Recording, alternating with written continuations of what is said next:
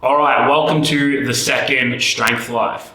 First, I just want to thank everyone that reached out to me after the first one. I was really nervous putting that out there, and I'm just it just resonated with so many people. I legitimately got I know I put it on my story. I got over 30 DMs, people saying, "Hey, thank you. I know how that feels. I feel the same. It's really good to see other people going through that," and that kind of leads into what today's Strength Life is about. Um, I was talking to someone today after that post I put up late last night. It was a really hard day, and they were just curious, not in a bad way. They were just wondering why I'm so open. How come I'm comfortable talking about mental health and putting myself out there like that or like this? And the answer is I'm not. It's one of those things. Like people, for a long time, have always felt pretty comfortable opening up to me. I guess I have that kind of demeanor where people feel comfortable talking to me about their problems. They don't feel judged. Like, look at me, I'm a big bearded, tattooed man. I'm the last person to judge. And because I am very open in my everyday life. I don't try to be overbearing. I don't try to put problems onto people. But if someone asks, hey, how are you? What's wrong? Or, you seem like you're not in a great mood. Usually I will tell them. Not because I'm trying to be overbearing or put problems on people, but I just figure why not? There always has been this stigma around mental health or not being okay and not being happy 100% of the time, and I'm not one to fall into that. You can wake up super happy, and by lunchtime you can be struggling. It can be one of the worst days you've had in a long time, and that's okay. That's being human.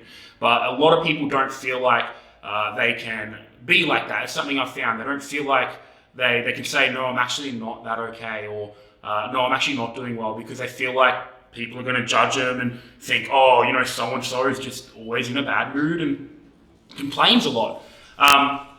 Let that wind pass. I'm in my garage trying it out here.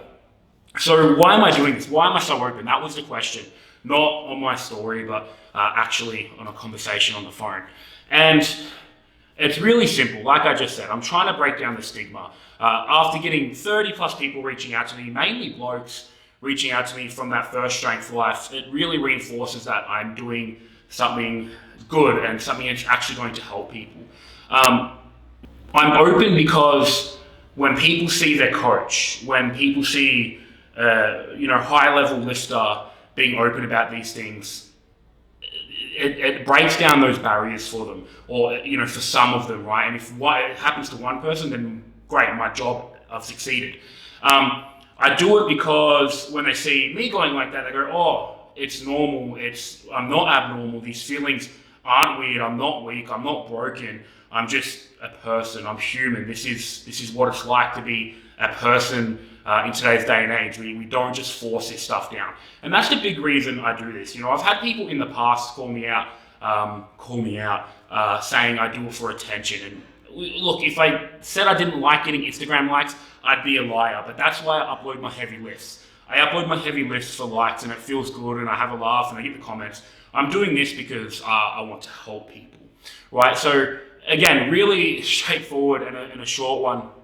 But I just guess this gives you an idea of why I'm doing these. They're not all going to be about mental health. They're not all going to be, woe is me, or let's talk about how hard it is to live with mental health. But a lot of them probably will be, because that's something I struggle with daily, and a lot of people do struggle with, and they feel like they can't talk about it. And I want to be that one that opens that conversation up. I think, it's awesome. We see a lot of people doing that now on social media, not pretending that you have to be happy 100% of the time, which is toxic in itself. But I feel like, there's a very specific, usually a very specific demographic that does that. I don't see many high-level, male, heavy, whatever that has to do with it, lifters, doing this kind of thing. And that's kind of who I'm going for here and what I'm going for here. Not just males, but just showing you that, hey, I, yesterday got brought to tears because of my mental health.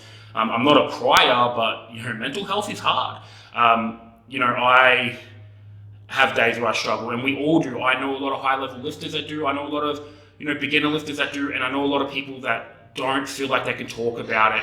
And then once I broach it with them, and, or once they hear me talking about it in the gym to someone when they ask, they then bring it to me, and they say, hey, I'm actually not doing that well. Do you have an hour to talk?